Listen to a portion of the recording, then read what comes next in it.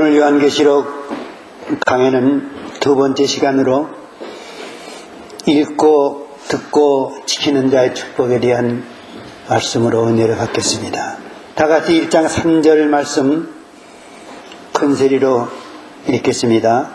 이 연의 말씀을 읽는 자와 듣는 자들과 그 가운데 기록한 것을 지키는 자들이 복이 있나니 때가 가까우니라. 아멘. 이 연의 말씀을 읽는 자와 듣는 자들과 그 가운데 기록한 것을 지키는 자들이 복이 있나니 때가 가깝다는 말씀이 되겠습니다. 요한계시록의 주제는 22장 20절에 있는 이것들을 증거하신 이가 가라사대 때에 내가 진실을 속히 여리라 시간을 요한계시록의 목적은 20절에 있는 말씀 다같이 아멘 주 예수여 오시옵소서.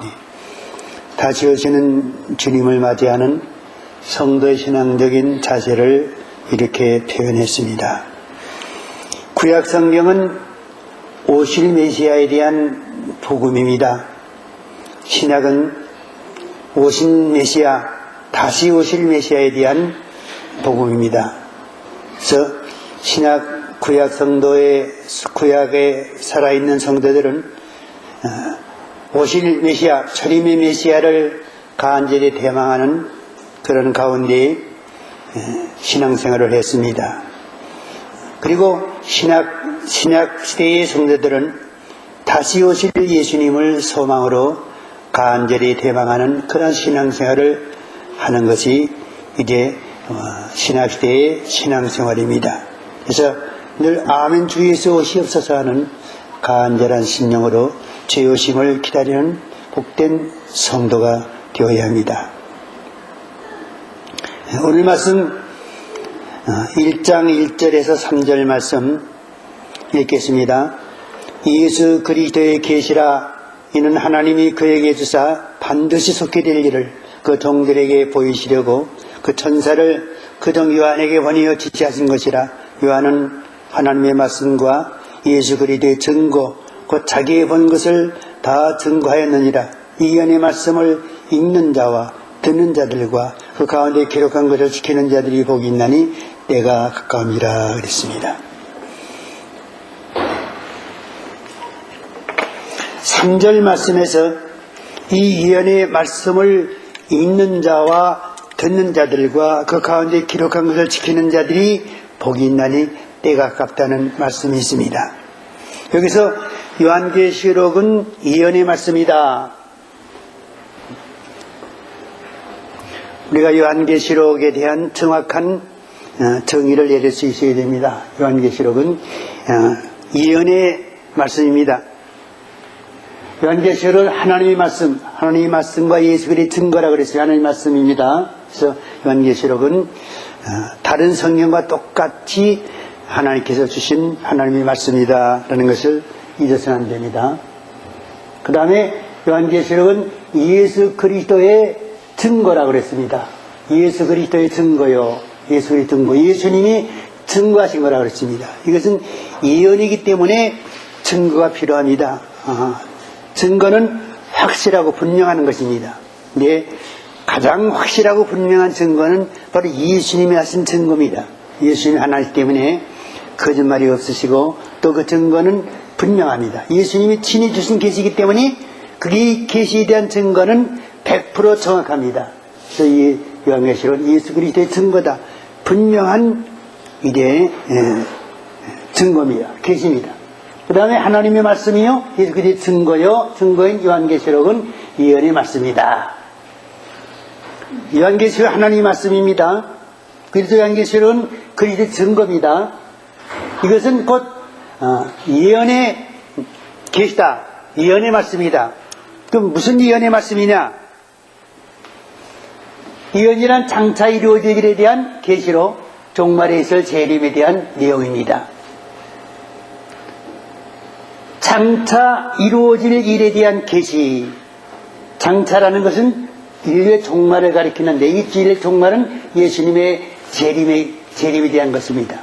예수님의 재림에 관한 모든 예언의 말씀이 바로 요한계시록인데 이 요한계시록이 하나의 예언으로 나오지만은 이 예언은 허탄한 예언이 아니라 믿을 수 없는 예언이 아니고 또한 불분명한 예언인 것이 아니라 바로 그 예언은 하나님의 말씀이고 또 그 예언의 증거는 예수 그리스도가 증거가 되십니다.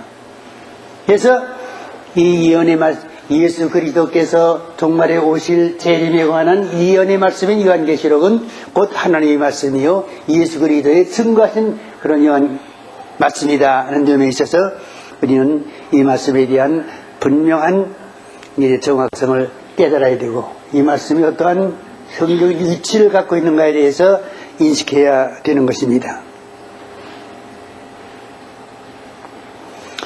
그러면 이 예언의 말씀의 해석 방법이 있습니다. 예언의 말씀은 우리가 성경에 나타나 있는 대로 종말에 있을 재림에 관한 예언으로 해석해야 되는데 신학적인 면에서 또 이 요한계시록을 연구하는 인간적인 견지에서 여러 가지 해석 방법으로서 우리에게 대두되고 있습니다.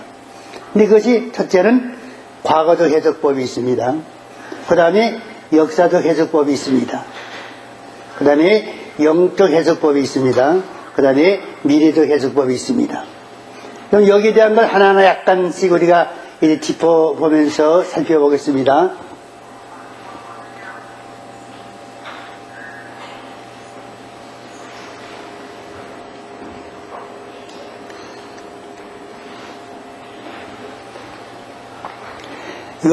과거적 해석법은 요한계시록의 내용을 1세기경에 이미 성취된 사건으로 해석하는 견해입니다.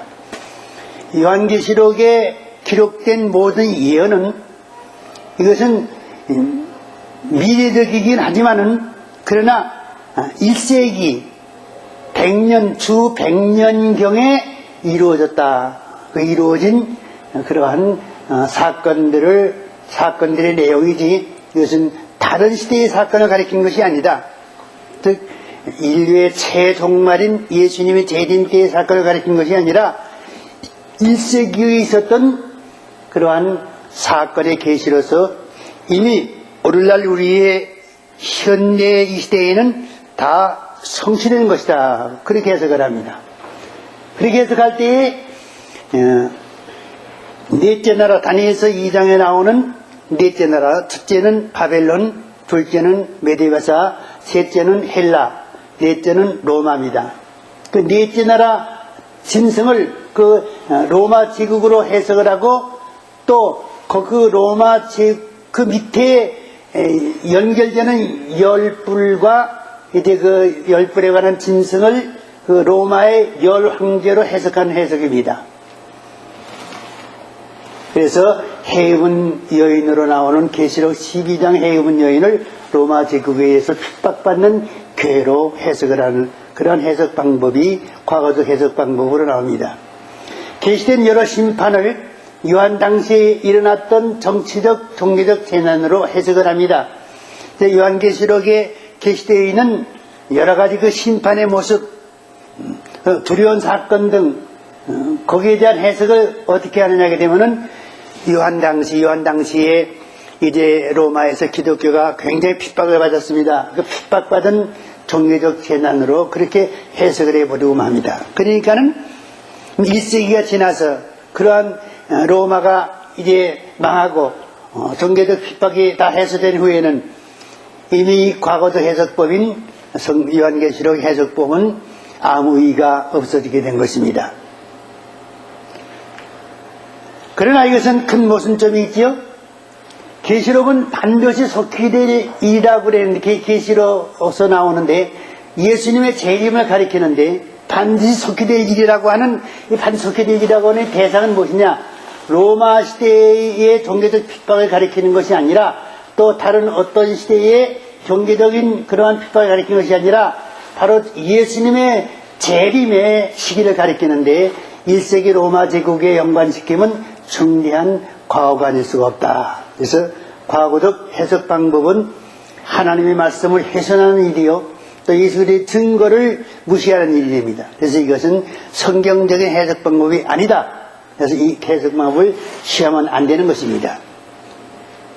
지난번에 일본에서 전화가 와서 들었는데 그 교회 목사님이 이제 요한계시록을 강의한다고 했는데 그 사람이 그 해석 방법을 들으니까는 이미 요한계시록의 내용은 1세기 때 로마 시대 때 다 이루어진 것이기 때문에 우리와는 상관이 없다는 식으로 해석했다는 말을 듣고서 그 교회 목사님은 요한계시록을 과거적 해석 방법으로 해석하는 사람이구나 그렇게 생각을 했습니다. 이것은 대단히 큰 모순이요 성경적인 해석이 아니라는 사실을 알아야 됩니다. 그 다음에 역사적 해석법이 있습니다. 역사적 해석법은 무엇이냐? 역사적 해석은 요한계시록을 교회사적인 견지에서 해석하는 방법입니다. 교회사는 이제 교회 역사를 가리킵니다. 우리 한국의 역사가 있는 것처럼 이제 우리 교회, 하나님 교회에도 교회 역사가 있습니다. 어떻게 생겼고 오순절에 마가다 락방의 성령으로 이제 임한 성령께서 교회를 형성하게 되었고 그것이 이제 로마로 포치게 되었고 세계의 복음이 전파되었고 그런 가운데 각 나라의 교회가 세워지고 박해 속에서 그 교회가 성장하고 그런 등등의 교회사가 있습니다. 그런 교회사적인 견지에서 교회사적인 면에서 해석하는 그런 방법이 바로 역사적 해석법입니다. 그래서 이것은 어느 시대에 국한시키는 것이 아닙니다. 계시록을 어느 한 시대에 국한시키지 않고 사도시대로부터 인류 종말에 이르기까지의 전 교회사적인 예언으로서 해석을 합니다. 그래서 어느 시대에 국한되는 것이 아니라 그 시대에 따라서 전 교회사적인 면에서 이것이 해당되는 사건이다. 이렇게 이 사건의 계시를 확대 해석을 하는 것입니다. 그러나 결코 속해질 일은 예수님의 재림의 사건을 의미합니다. 그리고 저 재림 시에 이루어질 종말의 예언을 전 교회 시대로 확장해서 해석하는 일은 올바른 해석 방법이 아니라는 것입니다. 예수님의 재림 시에 일어날 사건의 계시인데 그 재림 시에 이루어질 종말의 예언을 전 교회 시대로 확대 해석을 한다는 사실은 이것은 성경적인 해석이 결코 아니기 때문에 올바른 해석 방법이 될 수가 없습니다. 그래서 이런 해석은 요한계시록을 제대로 해석할 수가 없습니다.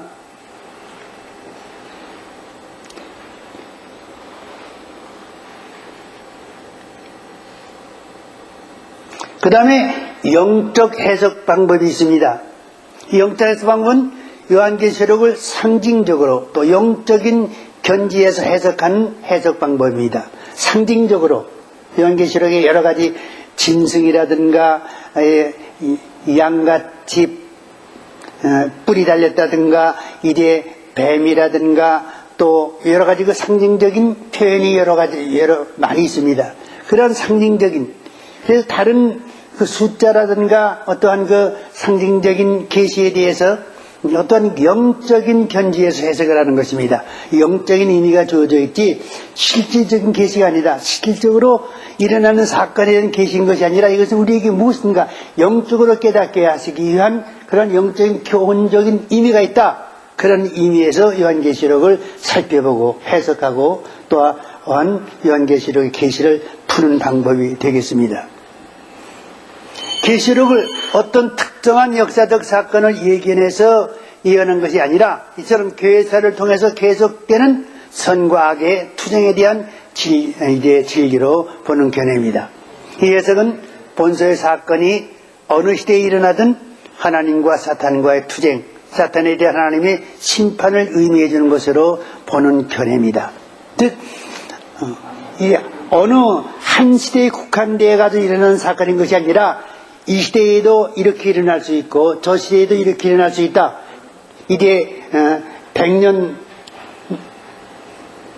이제 그 1세기경의 로마 시대 때 있었던 종교적인 기독교의 박해 그 시대에도 해당되는 계시고 일제시대 때 우리 한국에 받은 교회 박해 그 시대에도 해당되는 계시로서 이 모든 시대에 있어서 어떠한 그러한 사탄과의 교회와 사탄과의 투쟁 또 정권과 교회 핍박에 대한 투쟁, 또 그에 대한 하나님의 간섭과 심판의 계시로서 우리에게 보여준다. 그것이 하나의 영적인 해석 방법으로서 그런 데에 우리가 교훈을 얻어야 된다고 하는 해석입니다.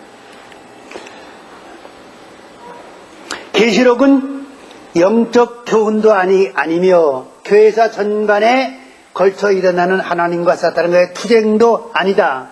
결코 속히 될 일로 예수님 재림 때에 전개될 예언의 계시다. 이것이 분명한 성경적인 진리가 됩니다. 요한계시록은 영적 교훈을 주신 것이 아닙니다. 또 교회사 전반에 걸쳐서 일어나는 하나님과 사탄과의 투쟁의 계시를 보여준 것도 아닙니다. 이 요한계시록은 속히 될 일에 대한 예수님의 재림에 관한, 즉 예수님 재림 때의 인류의 종말에 일어날 이 세상에서 야기될 모든 사건에 대한, 종말적인 사건에 대한 계시로서 우리에게 보여주셔서 이 계시를 우리가 읽고 듣고 지킴으로써 복을 받는 그러한 이제 축복받으라고 교회들에게 주신 계시가 바로 요한계시록이라는 사실을 우리는 알아야 됩니다. 그 다음에 미래적 해석 방법이 있습니다. 미래적 해석법은 계시록을 예수님 재림의 시기, 인류의 종말에 전개될 사건의 예언으로 알고 해석하는 방법으로서 종말론적 해석이라고 부르기도 합니다. 미래적 해석법, 이제 먼 장래에 있을, 어느 시기에 있을 그러한 이제 계시에 대한 해석 방법인데, 그 먼 시기, 미래적 해석은 미래적이라는 장래의 일은 바로 예수님의 재림 시기를 가리킨다. 그래서 인류의 종말에 전개될 사건의 예언이 바로 요한계시록이다. 그런 견지에서 해석하는 방법으로서 종말론적 해석이라고도 부르는 해석 방법이 미래적 해석법입니다. 특히 인과 나팔과 화와 대접에 관한 계시는 주의 재림 직전 이 땅에 내리시는 재앙으로 해석을 합니다. 인과, 인은 몇째 인까지 있죠? 몇 인이죠, 인이? 7인이죠? 나팔은 몇 나팔이죠? 7 나팔이고, 화는? 예? 세화고, 대접은 7 대접입니다. 인의 역사는, 인의 사건은 무슨 사건이라고 그랬어요? 무슨 계시예요? 요한계시록에 있어서의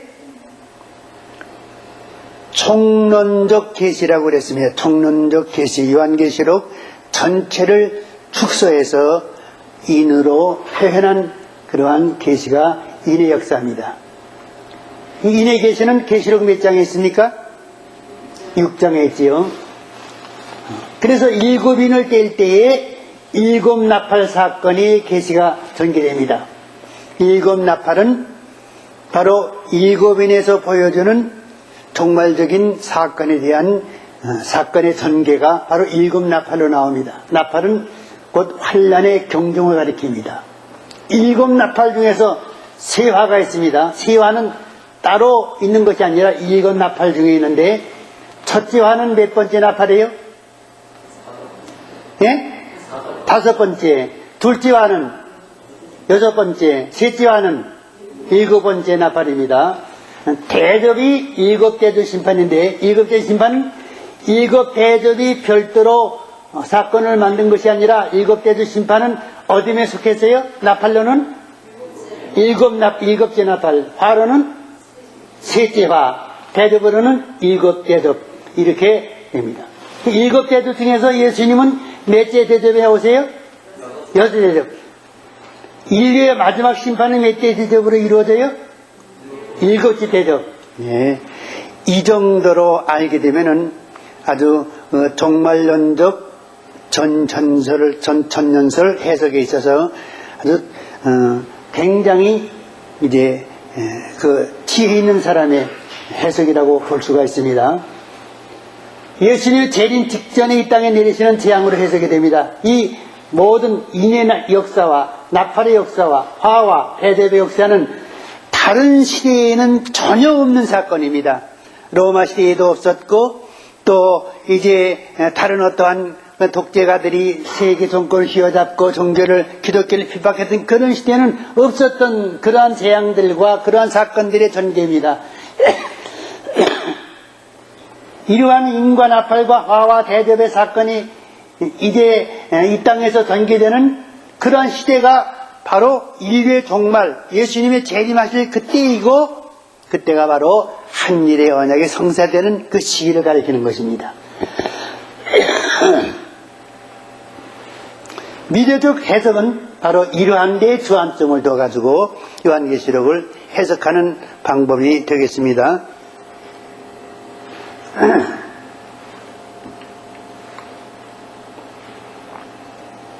그 다음 종말론적 해석에는 7년 환란의 시기가 종말의 기본 틀이 됩니다.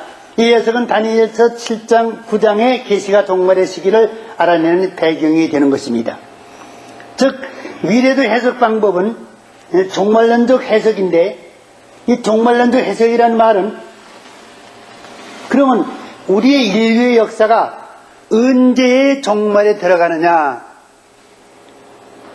그 종말에 들어간 시점이 어디냐, 우리가 거기에 관한 성경적인 말씀은 다니엘서 9장에 나오는 70일에서 찾아야 되는 것입니다. 그래서 69일에 예루살렘 성임을 증거하는 영이 날 때부터 계산해서 69일에 되는 시점이 예수님의 초림의 시점이고, 장차 한 왕이 나타나서 한일의 언약을 맺을 시점부터 한일회가 되는 7년 후가 7년 되면은 예수님의 재림의 시점이 되는 것입니다. 그래서 초림의 출발 시점은 예루살렘을 중건하는 영이 날 때부터 그 시점을 가리키는 것이고, 재림의 출발 시점은 한 짐승, 한 왕이, 장차 한 왕이 나타나서, 적그리스도가 나타나서 한일의 언약을 맺는 그 시점부터 7년 동안인 바로 이제 한일의 기간을 의미하는 것입니다. 그래서 우리는 예수님의 초림은 이미 이제 다니엘서에 있는 말씀처럼 예루살렘이 중건한 영이 날 때부터 69일이 지났을 때에 예수님이 이 땅에 오셨고, 재림은 언제부터냐? 재림은 바로 한 왕에 일어나서 그 왕위에서 한일의 언약을 맺을 때부터 한일의 동안 7년 동안인데, 아직 한일의 언약을 맺는 한 왕이 등장하지 않았습니다. 등장하지 않았기 때문에 우리가 살고 있는 시대는 종말을 바라볼 수 있는 그러한 아직도 장차의 기간 안에 우리가 살고 있어요. 이 장차의 기간이 지나게 되면은 바로 한일의 언약이 맺어지면서 그때부터 그 1년, 7년 환란 가운데 들어가게 되며 인류의 종말로서 계산하는 그 시점이 되는 것입니다. 그래서 바로 그 한일의 언약의 시점부터 종말의 인류의 종말이 시작되고 예수님의 재림의 한일에 대한 하나님의 말씀을 우리가 이제 하나님 말씀, 주 재림에 대한 계시를 해석하는 방법이 바로 미래적 해석 방법으로서 이것이 다니엘서 7장과 9장의 계시가 바로 이 미래적 해석 방법의 하나의 틀이 되고 있는 것입니다. 그런데 이 해석에도 갈라진 여러 가지 설이 많습니다. 미래적 해석 방법이라고 다 똑같은 해석 방법이 아닙니다. 세대주의적 해석이 있고 또 계시의 내용이나 사건 전개에 있어서 다양한 상이점을 드러내고 있는 그러한 종말론, 그런 해석 방법이 굉장히 많습니다. 그래서 그 중에서도 제가 또 우리가 주장하는 그러한 미래적 해석 방법은 종말론적 전천년설이라고 하는 이제 해석 방법을 취하게 되고, 거기에 대한 것을 신학적으로 이제 정립해 놓아서 이 말씀을 증거하며 이 말씀에 의해서 종말적인 사역을 전개하고 있는 것이 바로 우리 밤중설이요, 밤중설이 사역계의 활동 목표가 되는 것입니다. 미래적 해석 방법이 가장 성경적인 해석 방법이다. 그래서 해석 방법이 이처럼 첫 번째는 무슨 해석 방법이에요? 과거적. 두 번째는 역사적. 세 번째는 영적. 네 번째는 미래적 해석 방법인데 이 네 가지 해석 방법 중에서 미래적 해석 방법이 가장 성경적인 해석 방법이 된다. 그 중에서도 이제 한 일의 언약을 이제 장차 나타날 이루어질 종말의 역사에 대한 시발점으로 해석해가지고 이제 요한계시록을 7년 한 일의 동안에 일어날 종말적인 계시인 것을 우리가 그런 방법 해석하는 방법이 종말론적 전천년설의 해석 방법이다 하는 것을 우리가 알면 되겠습니다. 요한계시록이 약속한 축복을 우리가 잠깐 살펴봅니다. 이언의 말씀을 읽는 자와 그랬습니다. 그 다음에 듣는 자들과 그 다음에 그 안에 그걸 지키는 자들이 복이 있다. 때가 같다 그랬습니다. 이언의 말씀을 읽는 자, 축복의 대상이 셋으로 나왔습니다. 읽는 자, 그리고 듣는 자들과 그리고 지키는 자들이라고 그랬습니다. 여기 지키는 자들이라는 것은 별도로 셋에서 나눠질 수 있는 것이 아니라 읽는 자에게도 이제 속하는 것이고 듣는 자들에게도 속하는 것으로서 그래서 읽는 자와 듣는 자들에게 부수적으로 따라야 될 조건이 되겠습니다. 복이 있다고 그랬습니다. 그래서 예언의 말씀을 읽는 자는 누구냐? 예언의 말씀을 누구에게 주셨어요? 예언의 말씀을 주신 대상이 누구예요? 교회에게 주셨는데 누구에게 보이시려고 주셨어요? 그 종들에게 보이시려고. 예수 그리스도의 계시라 이는 하나님이 반드시 속히 되기를 그 종들에게 보이시려고. 그 종들은 누구를 말해요? 첫째로는 아소아시아에 있는 7교회의 사자들로서 하나님의 교회, 예수님 재림하실 때까지의 하나님 교회의 주의 종들을 가리키는 것이고, 두 번째는 인류의 종말에 하나님이 인을 받아가지고 이제 종말의 사역을 감당할 수 있는 두 증인의 사역자 14만 4천 명을 가리키는 것입니다. 그 종들에게 보이시려고 하나님께서는 이제 요한을 통해서 이 계시를 천사를 통해서 요한에게 계시를 주셨습니다. 7개의 사자를 가리키는 것을 에베소 교회의 사자에게 편지하기를 했습니다. 이제 편지로서 우리 하나님께서는 보이셨습니다. 종말의 상징들에 의미한 그의 종들에게 보이시려고. 그래서 종말적인 사명과 하나님의 종들에게 보이시려고. 그래서 읽는 자란 바로 이처럼 하나님의 종들, 이 말씀을 받아서 이 말씀을 읽는다는 것은 이 말씀을 선포한다, 이 말씀을 해석한다, 이 말씀을 들려줌으로써 양머리들을 양육한다, 신부에 단장시킨다는 것을 의미합니다. 읽는 자의 사명은 무엇이냐? 교회 사자들인 주의 종들은 지혜와 계시의 정신을 받아 마음 눈이 밝혀져야 합니다. 에베소 1장 17절에서 우리 주 예수 그리스도의 하나님 영광의 아버지께서 지혜와 계시의 정신을 너에게 주사 너의 마음 눈을 밝히사 그랬습니다. 예, 특히 요한계시록은 하나님께로부터 특별히 지혜와 계시의 정신을 받은 하나님의 종들, 그렇지만은 마음 눈을 밝히사 하나님께서 마음 눈, 신령한 눈을 열어주셔서 이제 이 지혜와 계시의 정신을 가지고 이 말씀을 연구할 수 있도록 하나님께서 그 지혜의 눈을 열어주셔야 이 말씀에 대한 올바른 해석을 할 수가 있습니다. 그래서 하나님의 사자들은 이러한 지혜와 계시의 정신을 갖도록 마음이 밝혀지도록 하나님 앞에 올바른 신앙생활과 또 기도생활을 해야 할 것입니다. 그 다음에 주 재림의 소망과 신부 단장의 사명감을 가지고 편해인 작은 책을 받아 먹되 꿀같이 먹어야 하며 순교적인 사명을 가져야 한다 그랬습니다. 그래서 계시록 10장 8절과 9절 말씀에서 네가 가서 바다와 땅을 밟고 섰는 천사의 손에 펴놓인 작은 책을 가지라 하기로 내가 천사에게 나아가 작은 책을 달라 한즉 천사가 가로되 갖다 먹어버리라. 네 배에는 쓰나 입에는 불같이 달리라 하거늘 내가 천사의 손에서 작은 책을 갖다 먹어버렸다고 그랬습니다. 여기서 이러한 사명감으로 소명받은 하나님의 종들이 그 사명감을 깨닫고 펴낸 작은 책을 먹으라고 하는 사명감을 깨달아야 됩니다. 그래서 그것을 받아먹기 위해서 하나님 주님께 달라, 그 계시를 달라고 하는 그러한 소명감에 대한 소명이 있어야 됩니다. 그래서 그것을 받아 먹어야 됩니다. 그래서 받아 먹는다는 것은 이 사명 가지고 일할 수 있는 그런 준비를 갖추는 것을 말합니다. 이 받아 먹은 사람은 입에는 달지만은 배에는 쓰더라. 예, 사명감에 불붙을 때에 마음이 뜨겁습니다.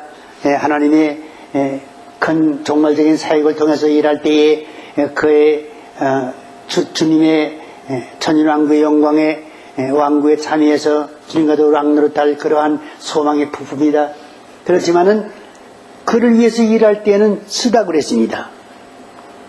순교가 따릅니다. 또 종말의 복음을 전하는 하나님의 종들은 사실 쓴 생활을 합니다. 교회에서 환영을 받지 못합니다. 많은 종들의 핍박을 받습니다. 교인들의 배척을 받습니다. 교회도 부흥되지 않습니다. 여러 가지 어려운 그러한 부작용과 그러한 이제 복음을 전하는 일에 여러 가지 그 어려운 곤경이 많습니다. 배는 쓰다. 그러나 정말 전국적으로는 순교에 쓴 잔을 마셔야 되겠지만은 우리가 지금 받는 환난에 귀한 것이 장차 우리에게 나타날 영광과 저기 비교할 수 없다고 하신 말씀대로 영광을 바라보면서 우리는 이 모든 쓴 것을 참고 견디고 승리해야 하는 것입니다. 읽는 종들의 약속된 복이 무엇이냐? 주인이 올 때에 복을 받는다고 그랬습니다. 주인이 올 때라는 것은 예수님 재림 때 무슨 복을 받느냐? 충성되어 지혜 있는 종이 되어 주인의 그 사람들을 맡아 때를 따라 양식을 나눠줄 자가 누구냐? 주인이 올 때에 그 종이 이렇게 하는 것을 보면 그 종이 복이 있으리로다. 주인이 그 모든 소유를 저에게 맡기리라. 주인이 모든 소유를 맡기라는 것은 무엇을 말합니까? 주님의 영광에 동참하는 축복에 들어갈 수 있다는 것입니다. 첫째 부활의 순교의 영광을 얻게 되고 예수님과 더불어 천왕국의 왕노릇한 귀한 축복에 참여하게 되는 것입니다.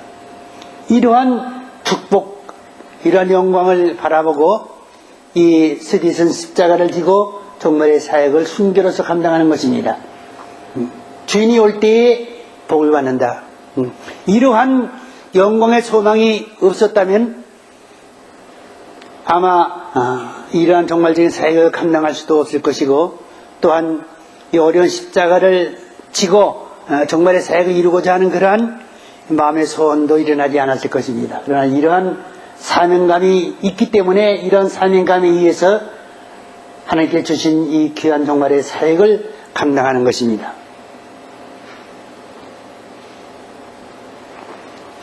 예언의 말씀 듣는 자의 축복에 대해서 한번 살펴보겠습니다. 7개의 성도들 누가 듣느냐?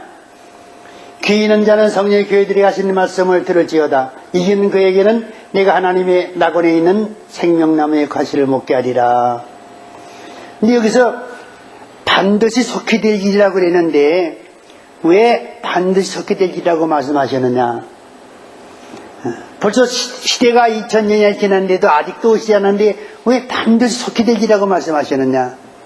이 속히 될 일이라고 하신 이 말씀은 어떠한 시간과 공간에 얽매인 말씀이 아닙니다. 이것은 성도들의 신앙적인 자세를 가리키는 말입니다. 신앙적인 자세. 그래서 예수님은 반드시 속히 오신다고 하는 신앙적인 자세를 가지고 신앙생활하는 것이 신약시대의 성도의 이제 생활의 하나의 기준이 되는 것입니다. 하려면 예수님께서 오시는 일에 대해서 내가 늦게 온다, 또 내가 언제 온다는 그러한 연월일시에 대해서 말씀한 적은 한 번도 없습니다. 도둑같이 오리라 그랬습니다. 도둑같이 오리라. 생각지 않은 때 오리라. 뜻하지 않은 때 오리라. 이경에 삼경에 와도 기다리라. 이 모든 말씀들을 무엇을 가리키는 것입니까? 예수님의 재림의 날짜를 너희는 알 수 없으니까는 예수님이 당장에라도 오실 것으로 너희는 예견하고 그에 대비하는 신앙생활을 하라. 그래서 반드시 속히 되리라고 우리에게 말씀해 주시는 것입니다. 그래서 귀 있는 자는 성령의 교회에 하신 말씀을 들으라. 성령이 하시는 말씀, 하나님의 진리의 말씀을 분별할 수 있는 그런 귀를 가진 사람은 반드시 이 말씀에 귀를 기울이라는 것입니다. 신학기의 성도를 너희는 마치 그 주인이 혼인집에서 돌아와 문을 때리면 곧 열어주려고 기다리는 사람 같이 되라. 주인이 와서 깨어있는 것을 보면 그 종들은 복이 있으리라. 이것이 바로 그 뜻이에요. 반드시 속히 되니 예수님이 반드시 속히 오십니다. 이 속히 오신다는 그 말씀을 누가복음에서는 이렇게 주인이 와서 깨어있는 것을 보면 복이 있으리라 이렇게 말씀하시고 문을 열면 곧 두드리면 곧 열어주려 기다리는 사람같이 되라. 이러한 신앙생활을 하라는 것이 예수님이 우리에게 당부하신 교훈이 되겠습니다. 주제님의 대성들을 네가 나인 네 말씀을 지켰은즉 내가 또한 너를 지키어 시험의 때를 면하게 하리니 이는 장차 온 세상에 임하여 땅에 관한 자들을 시험할 때라. 내가 속히 오리니 내가 속히 온다고 그랬습니다. 이것은 바로 시험의 때를 면하게 하시는 그러한 축복을 준다고 약속하셨습니다. 이 빛에서 보호를 받게 됩니다. 이는 큰 환난에서 나오는 자들인데 어린 양의 피에 그 옷을 씻어 희게 하였느니라. 그러므로 그들이 하나님의 보좌 앞에 있고 또 그의 성전에서 밤낮 하나님을 섬김에 보좌 앉으시니가 그들 위해 장막을 치시리라 그랬습니다. 이 큰 환난에서 나오는 자들은 첫째 화를 가리키는 것인데 바로 전 3년반 마지막 첫째 화에 그 어려운 교위를 넘기고 이제 넘겼을 때 하나님께서는 더 이상의 시험을 허락하지 아니하시고 그들에게 장막을 치시는데 이 장막이 후 3년 반의 대환란을 명쾌하시고 짐승의 통치하에서 벗어나게 하시는 하나님이 이 비초를 가리키는 것입니다. 그래서 말씀을 듣는 자는 이 비초의 보호를 받게 됩니다. 근데 공중이고로 최후의 심판에서 보호를 받지요. 대선을이고서 4장 보게 되면 그 후에 살아남은 자도 저희와 함께 구름 속으로 끌어올려 공중에서 주를 영접하게 하시리니 그리하여 우리가 항상 저와 함께 있으리라. 예언의 말씀을 듣는 자세는 어떠해야 하느냐. 우리가 예언의 말씀을 들어야 되는데 듣는 자세는 실제로 귀를 기울이고 들어야 한다고 했습니다. 이사야서 55장 3절에서 너희는 귀를 기울이고 내게 나와 들으라. 그래야면 너희 영혼이 살리라. 귀를 기울이라. 하나님 말씀을 들을 때에는 우리는 귀를 기울여야 됩니다. 우리가 솔깃한 말에만 귀를 기울이는 그런 습성이 있습니다만 예수님의 재림에 대한 소망에 대해서 우리는 귀를 기울이고 그 말씀을 들어야 됩니다. 그 다음에 할례받은 귀로 들어야 합니다. 내가 누구에게 말하며 누구에게 경책하여 듣게 할고 보라 그 귀가 할례받지 못하였으므로 듣지 못하는 자다. 할례받지 못한 귀는 무슨 말씀인지 무엇인지 잘 깨달을 수가 없습니다. 그래서 우리는 할례받은 귀. 구약시대의 종들은 7년마다 안식년이 왔는데 안식년이 되게 되면은 그 주인집에서 해방될 수 있는 그러한 기회가 주어졌습니다. 그럴 때에 그 종이 나는 다른 데 팔려가도 역시 종의 신세요. 또 더 좋은 주인을 만나볼 수 없으니까는 나는 이제 주인에게 평생 지내기를 원합니다. 주인의 영영한 종이 되기를 원합니다. 그렇게 생각했을 때에 그 주인과 그 종이 제사장 앞에 갑니다. 제사장이 확인해가지고 성전 기둥에다 귀를 대가지고 귀에다 못을 박아가지고 근육을 뜯습니다. 할례 받은 귀입니다. 이 근육 뚫린 귀 가진 사람은 그 집에서 다른 집 종으로 팔려가지 않습니다. 그 집에 영영한 종이 되기 때문에 도망가지도 못하고 주인이 팔지도 못합니다. 이와 마찬가지로 우리가 하나님의 자녀가 되면은 온전히 하나님의 말씀만을 들어야 됩니다. 종이 그 집 주인의 말만 듣고 그 주인의 뜻을 따라서 살든지 죽든지 그 주인의 뜻을 따라 살아가야 하는 것처럼 우리는 하나님의 종으로서 이제 이 하나님 말씀만을 듣고 하나님 말씀을 따르겠나이다. 다른 주인을 따라가지 않겠습니다. 그런 뜻으로 귀 할례를 받으라고 그랬습니다. 이것은 성전에 가서 못으로 박는 것이 아니라 우리가 영적으로 하나님의 말씀대로 살겠다고 하는 우리 신앙적인 결단을 통해서 귀 할례를 받은 그런 사람만이 하나님 말씀에 대한 참 깨달음을 할 수가 있는 것입니다. 그의 마음으로 받아야 됩니다. 인자야 내가 네게 이르는 이 모든 말을 너는 마음으로 받으면 귀로 들으라. 마음으로 하더라고 그랬습니다. 이 말씀에 분별력이 있어야 합니다. 내가 보면 또 다른 짐승이 땅에서 올라오니 새끼양같이 두 뿔이 있고 용처럼 말하더라. 그래서 용처럼 새끼양은 바로 예수님과 비슷한 그러한 이제 양의 모습을 가졌지만은 그러나 이 양이 새끼양인 것이 아니라 그 입에서 나오는 말을 들으니까 용처럼 말하더라. 붉은 용, 사탄을 뱀, 사탄을 가리키는 것입니다. 그래서 바로 이는 거짓 선지자를 가리키는 것입니다. 우리가 말씀의 분별력을 가지고 이제 누가 거짓 선지자가 참 선지자인가 하는 것을 우리가 분별을 해서 정말에 우리 신앙적인 태도를 분명히 해야 지혜를 따를 수 있게 되고 온전한 구원에 이를 수 있게 되는 것입니다. 예언의 말씀을 지키는 자의 복. 너희는 도를 행하는 자가 되고 듣기만 하여 자신을 속이는 자가 되지 말라 이랬습니다. 내가 나의 네 말씀을 지켰은즉 그랬습니다. 그래서 우리는 늘 이 말씀을 듣기만 하는 자리에 멈춰 있지 말고 우리가 이제 그 말씀을 지키는 자의 반열에 들어가서 이 말씀을 읽는 자와 듣는 자들과 그 가운데 기록한 것을 지키는 자들이 복이 있나니 때가 가깝다고 하는 이 말씀 가운데서 때가 가까운 이 시대에 있어서 언제든 때가 가깝지만은 계시된 모든 계시의 종말적인 징조의 내용으로 볼 때에 참으로 우리는 자다가 깰 때가 되었고 깨어서 기도할 때가 된 그런 종말의 제정점에 이른 시기에 도달했습니다. 이런 시기에 하나님께서 우리 교회를 들어 쓰셔서 이 종말의 사역을 감당할 수 있도록 이모저모로 역사할 때에 하나님의 놀라운 종말의 사역이 우리 교회를 통해서 이루어져 나가며 하나님의 뜻을 이룰 수 있는 그러한 도구로 우리가 쓰임받을 때에 하나님께서 크게 쓰실 그러한 종말의 도구로서 우리가 사용될 줄로 믿는 것입니다.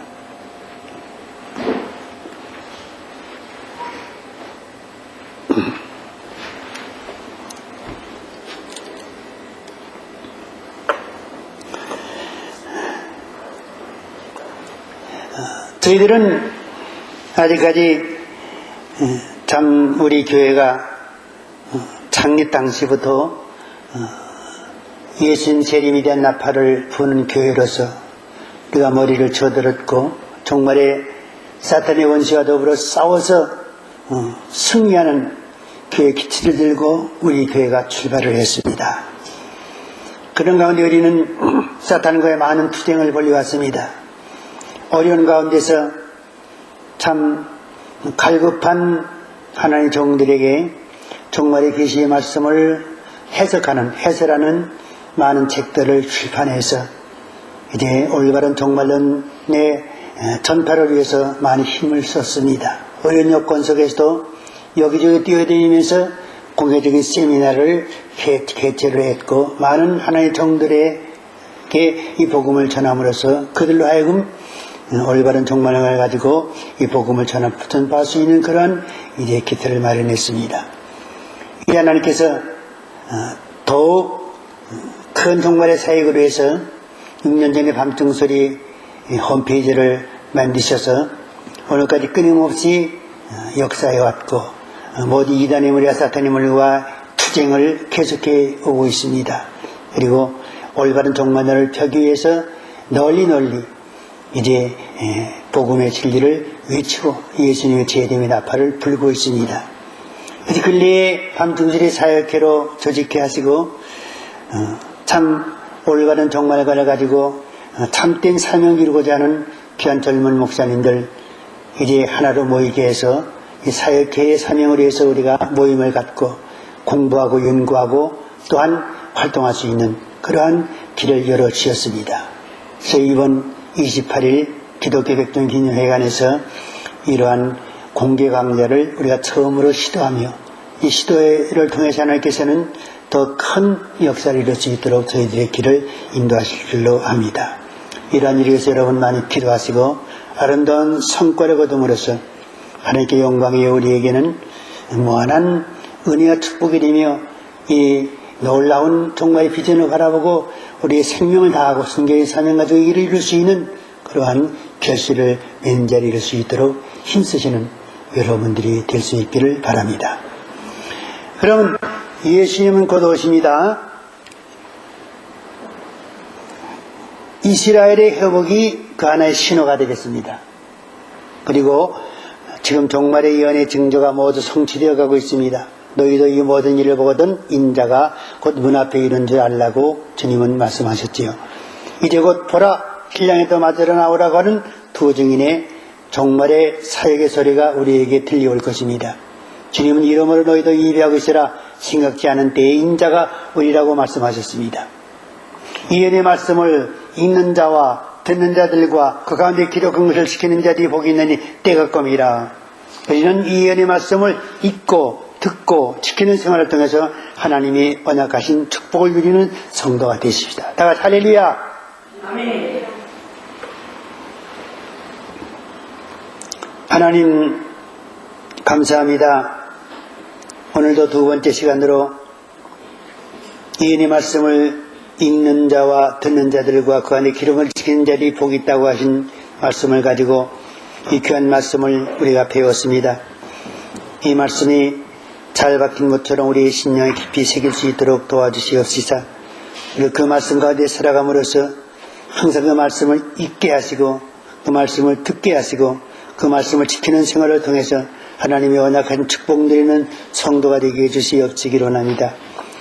이 귀한 사명을 보잘것없는 수요가 심히 적은 능력도 권능도 아무것도 없는 저희들에게 주신 것은 약한 자를 붙들어서 강한 자를 부끄럽게 하시며 없는 자 가운데서 하나님께 있게 하시며 또한 능력 없는 자를 통해서 능력 있는 하나님의 사역을 이루고자 하시는 하나님의 큰 뜻이 계실 줄로 믿사오니 이 아름다운 성과를 맺을 수 있도록 축복하시고 이번 28일에 있을 공개강좌의 하나님의 특별하신 은혜와 축복을 내려주시옵시사 좋은 성과를 거둘 수 있도록 은혜 가운데 인도하사 축복해 주시옵시기를 원합니다. 예수님의 이름으로 기도드리옵나이다.